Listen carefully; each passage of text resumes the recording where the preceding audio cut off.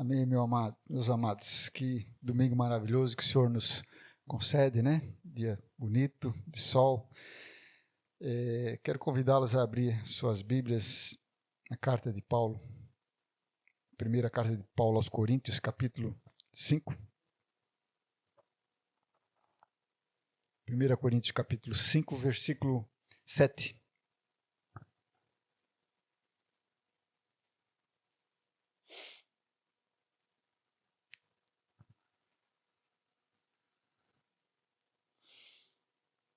Diz assim a palavra do Senhor: Purificai-vos, pois, do fermento velho, para que sejais uma nova massa, assim como estáis sem fermento, porque Cristo, nossa Páscoa, foi sacrificado por nós. Por isso façamos a festa, não com o fermento velho, nem com o fermento da maldade e da malícia, mas com os ázimos da sinceridade e da verdade. Amém. Pai, obrigado, Senhor, por tua bondade nessa manhã tão maravilhosa que o Senhor nos concede de poder nos congregar aqui, Senhor Deus, e adorar o teu nome. Amado Espírito Santo, vem falar conosco nessa manhã por meio da tua santa palavra, Senhor. Que essa palavra possa trazer vida, Senhor, a cada um de nós, nos transformar, Senhor Deus, nos fazer melhores para ti, Pai, em nome de Jesus. Amém. Bom, amados, como temos falado, né? Hoje, domingo de Páscoa. A Páscoa é uma das celebrações mais importantes, mais antigas do cristianismo. Nela nós celebramos a morte, seria na sexta, né? Mas a ressurreição. A Páscoa, nós celebramos a ressurreição de Cristo. E é uma data muito marcante na nossa vida, é uma data marcante para a humanidade, na verdade. Porque a ressurreição de Cristo, ela decretou uma vitória sobre a morte, sobre o inimigo cruel e invencível até então, imbatível até então. E a ressurreição de Cristo decretou a vitória sobre a morte. Então, algo glorioso, uma grande vitória. E nós vemos isso na história da humanidade, como que a mensagem, o evangelho, a mensagem cristã, ela também foi sendo vitoriosa em um mundo que estava totalmente em trevas. O mundo foi transformado pela mensagem da cruz. Tudo que nós hoje vemos na cultura, no Ocidente, até mesmo no Oriente, né? Muito da nossa cultura, ela vem dessa transformação proporcionada pelo Evangelho. É algo glorioso. O que a cruz fez, a maior vitória realmente foi a ressurreição de Cristo e, por conseguinte, a nossa ressurreição. Porque se Cristo ressuscitou, nós também ressuscitaremos com Ele, diz a palavra do Senhor. Mas a prova visível dessa ressurreição é a transformação na vida das pessoas que creem e a transformação da sociedade, da humanidade. Por isso é importante entender e conhecer a história da humanidade, para ver como que ela foi transformada, impactada por essa mensagem poderosa da cruz. E por falar de história, né? Hoje, já que celebramos essa data tão especial, essa tradição, né? E a Páscoa foi a primeira celebração cristã, irmãos, antes mesmo do Natal.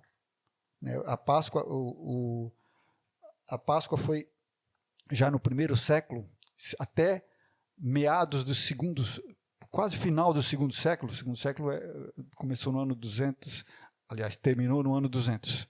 Então, até o final do segundo século, já se celebrava, já era algo institucional praticamente. Só que a data relativa à Páscoa, na oportunidade, ela não era um consenso ainda. As igrejas do Oriente, que incluía Jerusalém, Antioquia, Alexandria, então essas igrejas mais próximas de Jerusalém, em contato com o judaísmo, elas celebravam a Páscoa na sexta-feira, identificando-se com a Páscoa judaica. A Páscoa judaica foi naquela sexta-feira em que Cristo foi crucificado. E as igrejas do Ocidente, aí já vem a Europa, a Roma e outras mais, e no Ocidente, né, elas celebravam a Páscoa já no domingo. Então, no domingo posterior a crucificação. Então havia uma certa divergência no mundo cristão com relação a isso. No ano 325 foi promovido o primeiro concílio da igreja cristã. Essa foi um concílio marcante para a igreja, porque ele definiu uma série de doutrinas que até hoje são pilares da nossa fé. O concílio de Niceia. Então, nesse concílio, se estabeleceu se determinou a data em que se celebraria a Páscoa. Houve ali um certo consenso, embora ali eles aprovassem determinada data, só com o passar do tempo é que ela foi sendo um consenso em toda a região. Então, a celebração da Páscoa ela passou a ser, porque havia também um conflito com o judaísmo, a própria celebração da Páscoa judaica, ela também já não era um consenso por conta das interpretações da astrologia, né? Isso, não confundir com a astronomia, né? Então, por conta da definição das luas e tudo mais, era pelo calendário lunar, e por conta disso, os cristãos da época, os pais da igreja, eles definiram, então, que a data de celebração da Páscoa seria uma data fixa e não uma data móvel, como era no judaísmo, e essa data ela iria coincidir com o primeiro domingo após a primeira lua cheia do equinócio de inverno. Então, que era quando o equinócio da primavera, aliás. Primavera no hemisfério norte e outono aqui no hemisfério sul. Então, após o primeiro domingo, após a primeira lua cheia do equinócio de primavera, seria a data definida como a Páscoa. Que aí se chega a essa data que nós temos hoje, que é o domingo, sempre caindo no domingo, porque ela é associada ao domingo da ressurreição. Uma tradição cristã que deve ser celebrada, que é marcante para toda a humanidade, mas mesmo assim, irmãos, é quase um consenso essa data.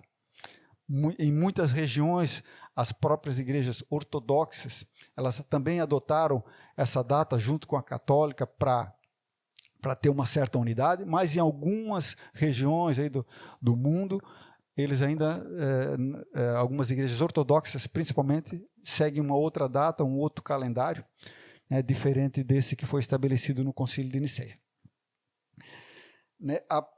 A Páscoa, então, irmãos, ela foi a primeira celebração cristã.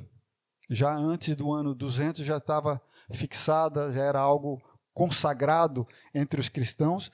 Antes do Natal, como eu falei, o Natal foi só no ano 350 que ele foi instituído, junto com o ciclo das festas cristãs, entre eles ali a Quaresma, que são aqueles 40 dias de preparação, de penitência antes da Páscoa. O Corpus Christi também, que tudo com base na data da Páscoa. A Quaresma, Corpus Christi também, que acho que é 60 dias após a Páscoa. Então, o ciclo de festas cristãs, estabelecido logo até o quinto século, já estavam definidas essas festas. E quando Paulo escreve, então, irmãos, aí só para nós nos localizarmos, então, dentro da história, quando Paulo escreve aqui aos Coríntios, ele está falando... ele está demonstrando aqui, porque ele faz uma analogia com a festa judaica da Páscoa. E nessa analogia ele demonstra a importância dos significados da Páscoa judaica para a vida cristã, para nós que vivemos agora na dispensação da graça, debaixo de uma nova aliança, mas ele traz os significados da antiga aliança, entre eles a Páscoa, aqui especificamente, para mostrar a importância desses significados, associando agora aqueles significados à pessoa de Jesus, mesmo porque a Páscoa ela era sombra das coisas que viriam, era uma prefiguração, uma profecia daquilo que aconteceria e que centralizava na pessoa de Jesus, na pessoa e obra de Jesus. Então, Paulo está falando justamente desse ponto. E ele fala num ponto aqui, porque Cristo, a nossa Páscoa. Olha só. Então, eles tinham a celebração judaica. E aí ele diz que Jesus Cristo é a nossa Páscoa. E quando fala-se de Páscoa também, ela tem, dentro, nas Escrituras, ela tem diversos significados. Ela se refere a diversas situações. Por exemplo, a Páscoa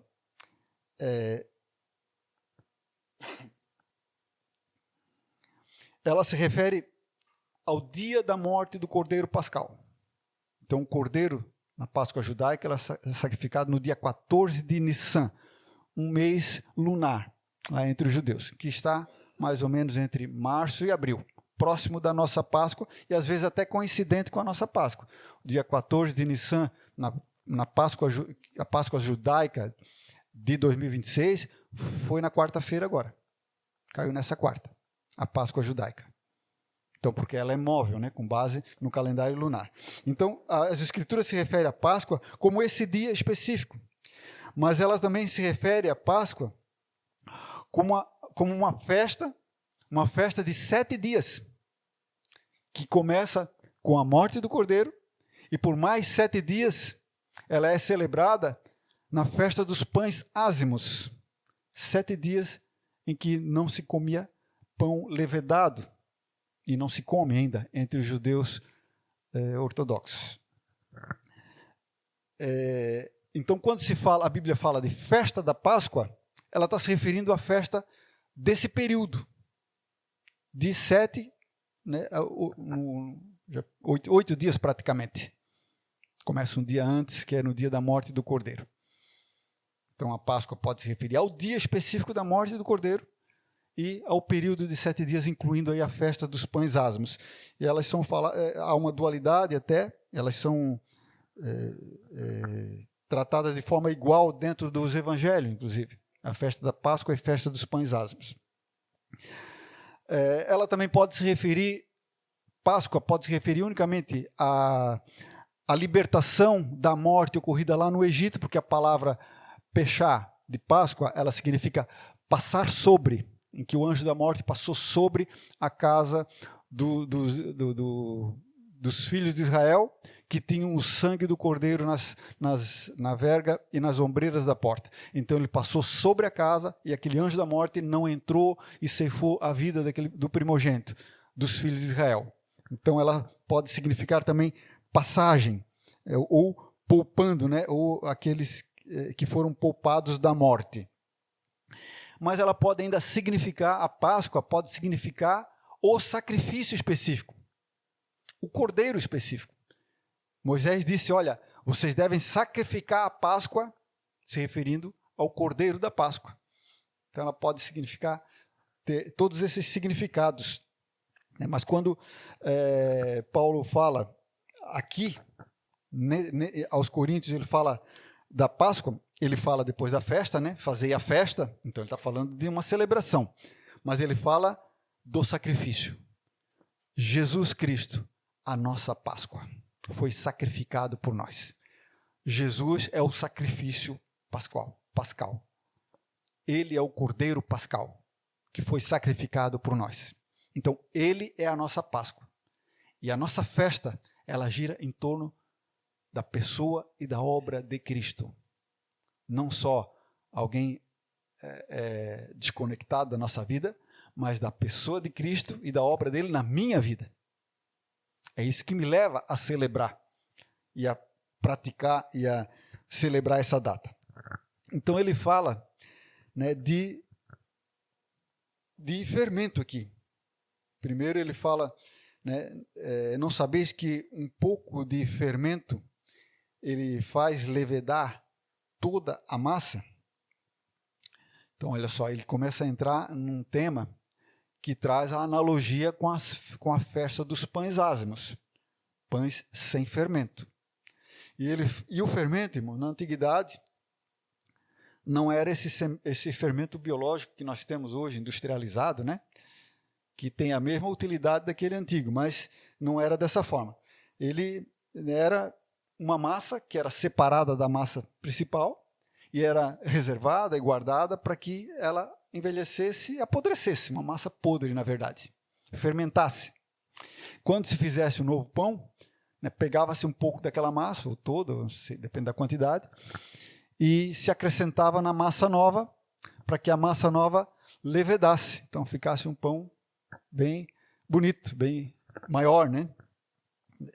Então, assim era, quando ele fala de fermento na Bíblia, ele está falando dessa massa podre, dessa massa corrompida. O fermento, e nas Escrituras, né, essa massa velha, essa massa apodrecida, que não tinha nenhuma utilidade a não ser essa aí, para comer, não dava para comer, né, a não ser usar ela como um levedo, né, para levedura. Isso é apresentado, essa massa nas Escrituras, ela é apresentada como algo que corrompe, algo que se degrada, algo que se deteriora, degenera. E por isso, justamente por isso, ela é comparada ao pecado. A ação do pecado é justamente essa, que essa massa, né, que acontecia com essa massa podre. A ação do pecado, né, dessa forma, o pecado ele foi introduzido no mundo perfeito de Deus. Deus fez o mundo de uma forma perfeita, a criação de Deus perfeita, né, e o pecado entrou e deteriorou. Ele corrompeu aquilo que era puro, que Deus fez com pureza e santidade. O pecado, ele entrou e deteriorou. E essa deterioração, ela não se restringiu a uma corrupção moral da humanidade. Não, ela não se restringiu ao homem. Ela abrangeu e alcançou toda a criação de Deus. Toda a criação foi afetada por esse fermento que foi introduzido, né, na massa perfeita que Deus fez, né? E isso está estampado, né, diante dos nossos olhos. Tudo que nós vemos na criação, tudo se envelhece, tudo enferruja, tudo apodrece, tudo vira pó. Tudo. Por mais resistente que seja o material, tudo vira pó. As próprias árvores, né, elas podem durar, algumas duram séculos, mas elas se acabam, nascem outras depois, mas elas sempre perecem, né? E isso também está muito claro no nosso próprio corpo, né? Nós experimentamos isso muito perfeitamente. Nós nascemos, crescemos, nos desenvolvemos, né? E nós envelhecemos e vamos sentindo o peso de tudo isso, da idade, e voltamos ao pó. Tudo se corrompe. Tudo se corrompe por causa do pecado. Como uma massa podre, né? Que não tem mais utilidade. Quando Jesus se referindo também a fermento, numa oportunidade ele estava atravessando com os discípulos no lago, e ele disse, olha, acautelai-vos do fermento dos fariseus e dos saduceus. E aí os discípulos não entenderam. Será que ele está falando porque nós não trouxemos pão para nós comer? Eles associaram com pão, fermento. E aí Jesus, vocês não entenderam ainda que nós, né, vocês não lembram que eu multipliquei os pães, que eu não precisaria me preocupar com isso? Aí eles compreenderam que ele se referia, quando ele falou de fermento, à doutrina dos fariseus e dos saduceus, que era uma doutrina que corrompia, podre, velha, que corrompia a verdadeira doutrina. Então, Jesus compara essa doutrina com esse fermento. E aqui Paulo fala que um pouco de fermento, ele disse, leveda toda a massa. Se nós lermos o contexto aqui, Paulo está falando a respeito de um crente da igreja de Corinto que havia feito um pecado muito, muito sério, de forma pública.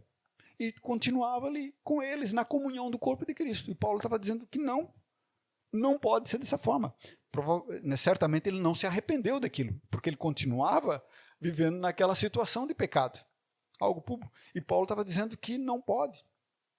ele permanecer nessa condição apodrecida, deteriorada, no meio do povo de Deus. O povo de Deus é uma nova massa. E aquela ele é fermento. Então ele estava dizendo que deveria ser tratada essa questão, né? Ele precisava ser tirado da comunhão, caso contrário, ele atuaria como um fermento no corpo de Cristo, trazendo malefícios, né, para a igreja, banalizando o pecado no corpo de Cristo. Ah, não, deixa, todo mundo concorda, daqui a pouco todo mundo acha que é normal, normalizando algo que é pecaminoso. O pecado não pode ser normalizado, né? Então, não pode ser banalizado, porque isso fere a santidade do corpo, onde o Senhor se manifesta e está presente. E isso impede o mover de Deus no meio do seu povo, a ação de Deus no meio da igreja, o crescimento do corpo de Cristo. Então, Paulo estava falando justamente dessa situação. Quando ele traz essa analogia, ele diz, olha, vocês não sabem que um pouco de fermento, por pouco que seja, ele leveda toda a massa? Então, tratem com essa questão. Ele estava dizendo, estava falando de disciplina eclesiástica, algo que a igreja não pode negligenciar. Nós que vivemos num corpo, nós devemos ter esse cuidado uns dos outros, e a igreja, a liderança da igreja, tem que ter isso como um cuidado especial do próprio corpo de Cristo. Não deve ser negligenciado, para que a igreja se mantenha pura, como um bom testemunho, não só entre nós, mas com os que são de fora, e para que o Espírito Santo continue operando a edificação do corpo de Cristo. O fermento, irmãos, né, ele pode operar isso e trazer esse peso espiritual, digamos assim, para o corpo de Cristo. Mas antes mesmo de trazer esses males para o corpo de Cristo, ele traz para a vida pessoal daquele crente, daquele que praticou o pecado. O pecado de um crente, principalmente, irmãos, para quem ministra ao povo de Deus. Isso traz peso espiritual para a igreja, para todo o corpo. Porque todo o corpo sente as bênçãos e recebe com alegria as bênçãos de Deus e é beneficiado, mas também o peso do pecado dentro do corpo, todo o corpo sente, principalmente aqueles praticados por quem ministra. É tão terrível, né, irmãos? Igrejas onde líderes caem, né, e não se arrependem. Isso traz, enquanto continuam em pecado e ministrando ao povo de Deus. O povo sente o peso espiritual disso, mesmo que ele não saiba o que é. Mas aqueles que são sensíveis ao Senhor, eles percebem o peso espiritual que é alguém em pecado no meio do corpo de Cristo. Então, o pecado, ele traz esse mal, primeiramente, né, para o crente, e depois para o próprio corpo de Cristo, provocando aquele estrago. Mas ele, quando chega a provocar esse estrago no corpo de Cristo, ele já corrompeu o crente. Ele já apodreceu. Ele já é essa massa podre que precisa ser tratada. Claro que em Cristo, irmãos, sempre há lugar de arrependimento e de cura.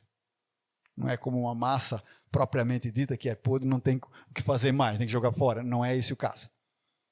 Né? Nós estamos no tempo da graça do nosso Deus. Enquanto estamos aqui, podemos receber o perdão do Pai. Graças a Deus por isso. Graças a Deus. E quando falamos em pecado, né, irmãos, 1 João 1,8 diz assim, ó, se dissermos que não temos pecado, enganamo-nos a nós mesmos e não há verdade em nós. Se confessamos os nossos pecados, Ele é fiel e justo para nos perdoar os pecados e nos purificar de toda injustiça. Isso quer dizer que nós todos temos pecado? Temos. Há uma diferença aqui, irmãos. Não podemos ter esse peso sobre nós mesmos também. Né? Nós estamos falando de um pecado deliberado, em que a pessoa sabe que está no pecado e continua amando aquele pecado e praticando aquilo. Aquilo é fermento. Mas o pecado involuntário, os quais nós estamos sujeitos, seja por pensamento, seja por palavras, por atitudes. Isso continuamente a gente está sendo tratado pelo Espírito Santo para nos santificar, para nos purificar dessas práticas também. Não que isso agrade a Deus, mas nós recebemos o Espírito Santo que quando nós praticamos essas coisas, ele nos desperta e nos alerta para buscar, né, a purificação no sangue de Jesus, o perdão pelo nosso pecado.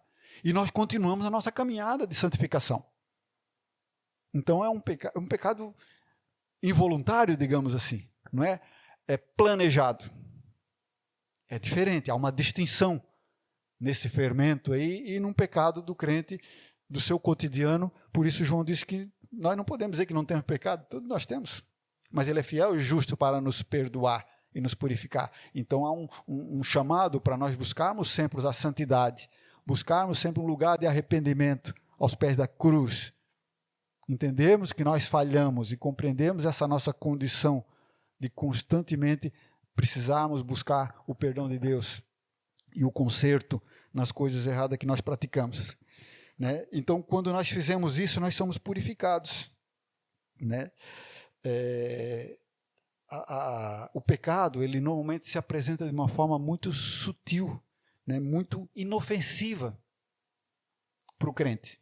É coisa muito pequena, muito inofensiva, banal, né? Porém,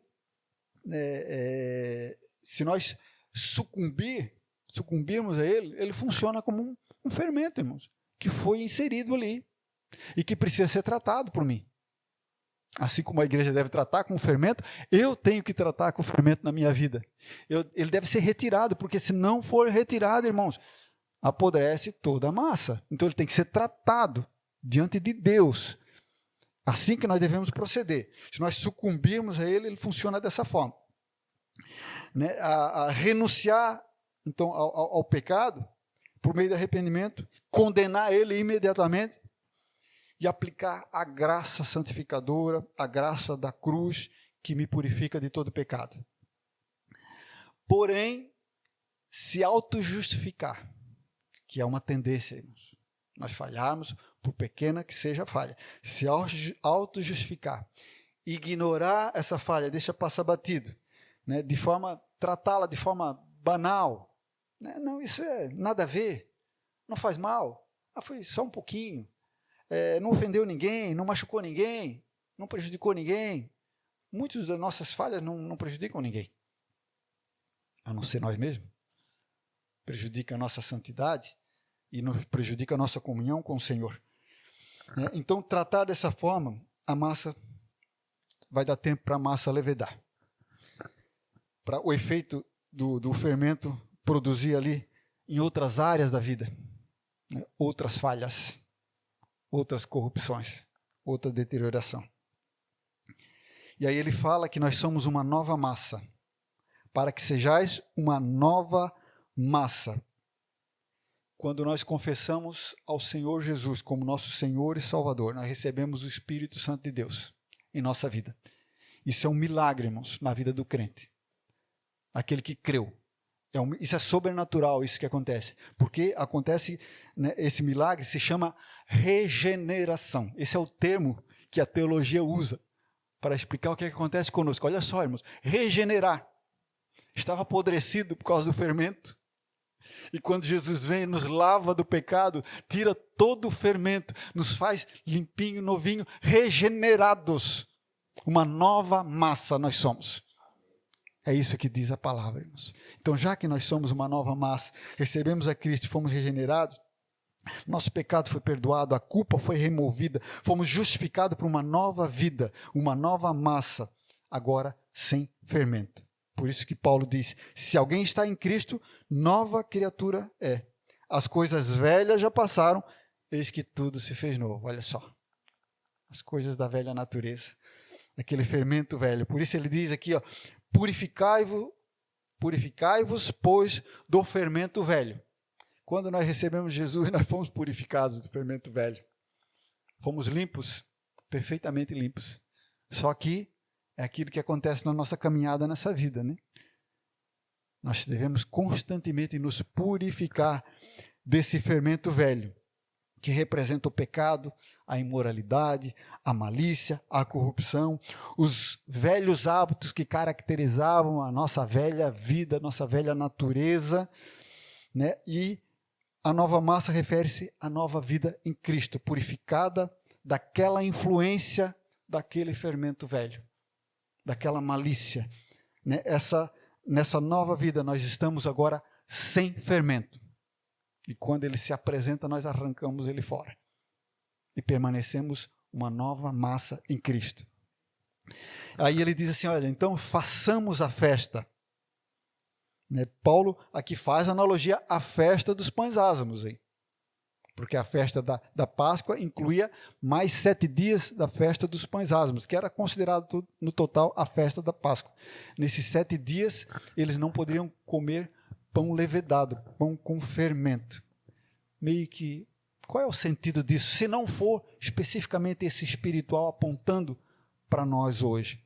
Né? Então diz lá em Êxodo 12, 7 dias comereis pães ázimos, ao primeiro dia tirareis o azeite das vossas casas, porque qualquer que comer pão levedado, desde o primeiro até o 7º dia, aquela alma será cortada de Israel.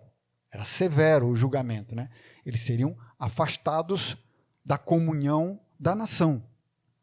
Eles seriam punidos, eles seriam afastados da comunhão. Enfim, e é interessante que Deus orientou o povo para que o fermento, não é que não deveria fazer pão sem o fermento, não era isso. O fermento deveria ser retirado da casa, não podia estar dentro de casa. Olha só como isso é importante. Como nós somos o templo do Espírito Santo, a casa de Deus. Precisa ser retirado completamente. Ele não deve, o pecado não pode estar perto da gente, irmãos. Ele não pode estar flertando com o pecado. Ele tem que estar fora da nossa casa. Em um lugar que a gente não alcance com facilidade. Por isso a Bíblia diz para nós nos afastar da aparência do mal. Nós somos vitoriosos em Cristo e não precisamos ter medo do diabo. Só tem que ter medo de uma coisa, irmãos, do pecado. Esse nós temos que fugir e correr. Não é que nem José, quando a esposa de Potifar tomou a roupa dele, ele saiu correndo sem roupa mesmo, mas saiu, se escapou. Né? Ele foi até caluniado, mas diante de Deus ele estava santo e puro. Então, amados, né, o fermento tem que ser retirado. Façamos a festa. Né? Quando Cristo se torna a nossa Páscoa, Ele é o nosso sacrifício por nós. Né? Nós nos despojamos do fermento velho para uma nova vida, sem aquele fermento que escraviza o mundo. Agora, uma nova massa, liberta dessa escravidão. Nós celebramos agora uma nova vida. Então, a Páscoa para nós, irmãos, não é um dia específico, embora nós possamos celebrar esse dia, essa memória, esse tempo, assim como celebramos a ceia, que é a nossa Páscoa. Né? Mas a Páscoa é uma celebração da nossa nova vida, diariamente, no nosso cotidiano. Nós devemos celebrá-la, nós devemos ser gratos a Deus. Romanos 6:4 diz assim, olha, como Cristo foi ressuscitado dentre os mortos pela glória do Pai, assim andemos nós também em novidade de vida. E aí ele conclui assim, façamos a festa então, não com um fermento velho, nem com o fermento da maldade e da malícia. Não com o fermento velho da maldade e da malícia. Aqui, quando ele fala de maldade e malícia, assim no original da palavra grega, a maldade é aquela disposição interior, viciosa, uma disposição natural nossa, do velho homem, para praticar o mal. Há uma inclinação, desde criança, para fazer o que é errado. Uma inclinação para fazer o que é pecaminoso. Então, a maldade é justamente aquilo que está entranhado no coração do velho homem. E a malícia é o exercício ativo dessa inclinação. A malícia é pôr em prática mesmo essa maldade que está ali essa raiz que está ali. Então ele diz que a nossa festa, ela deve ser feita assim, não com o fermento da maldade e da malícia, mas com os ázimos, os pães sem fermento, da sinceridade e da verdade. Sinceridade e verdade. Na quarta-feira nós falamos sobre verdade, né, no nosso grupo caseiro, lá na casa do irmão Dácio e Simone, e nós falamos sobre isso, né, até foi muito precioso, né, tudo que nós ouvimos ali dos irmãos e o que o Senhor ministrou para nós ali. Então, a sinceridade e a verdade, né? Se não existe mais fermento e nós somos agora uma nova massa, as nossas motivações e as nossas atitudes, elas são sinceras, são verdadeiras, são puras. Por isso o fermento tem que ser tratado e arrancado, para que possamos expressar realmente uma sinceridade. Para nós sermos livres, aquele que é sincero e verdadeiro, ele é livre, né? Livre para ser quem nós somos. Falhos, pecadores, sim, mas somos livres. Não negamos isso. Nós somos livres e não precisamos representar um papel para ninguém, para aparentar uma aparência que nós não temos. Ou então representar um papel para esconder o que nós somos, verdadeiramente. Então quem anda em sinceridade e verdade, não precisa ocultar quem é. Ele é quem é. Salmo 37 diz assim, ó, nota o homem sincero e considera o reto, porque o fim desse homem é a paz. O homem sincero e o homem reto terá paz. Ele não terá temor. Provérbios 10, 9. Quem anda em sinceridade, anda seguro. Quem anda na verdade, na sinceridade, anda seguro. Não precisa ficar imaginando o que é que deve falar para agradar ou para não desagradar. Não, ele fala aquilo que está no coração dele. Ele não precisa arquitetar nenhuma história para proteger o seu ego, a sua pessoa. Ele fala quem ele é, sem esse cuidado. Assim, então, irmãos, deve ser celebrada a nossa Páscoa, purificando-nos no corpo, na alma e no espírito, para viver uma vida de santidade, de temor a Deus, uma vida de sinceridade diante dos irmãos. E o mesmo Deus de paz vos santifique em tudo, e todo o vosso espírito e alma e corpo sejam plenamente conservados, irmãos, não permita fermento, sejam plenamente conservados, irrepreensíveis para a vinda do nosso Senhor Jesus Cristo. Amém, meus amados. Nós vamos compartilhar a ceia do Senhor. Eu quero ler com os irmãos Lucas capítulo 22, versículo 14. Chegada a hora, pôs-se à mesa e com ele os 12 apóstolos, e disse-lhes, desejei muito comer convosco esta Páscoa antes que padeça. Então, olha só, Jesus se refere ao alimento como sendo a Páscoa. O alimento era o cordeiro que foi sacrificado e que eles levaram ali para o cenáculo, e ele seria comido juntamente com ervas amargas, juntamente com os cálices, dentro da tradição judaica que já existia ali, de 4 cálices e tudo mais. Então Jesus seguia toda a tradição judaica e a palavra de Deus. E ele diz, olha, eu desejei muito comer essa Páscoa convosco. Aquela foi a última Páscoa que Jesus comeu com os seus discípulos.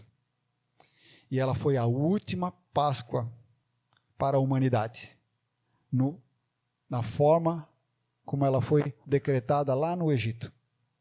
Embora os judeus possam e devam praticar a deles ainda, mas Jesus aqui ele dá um novo significado para a Páscoa.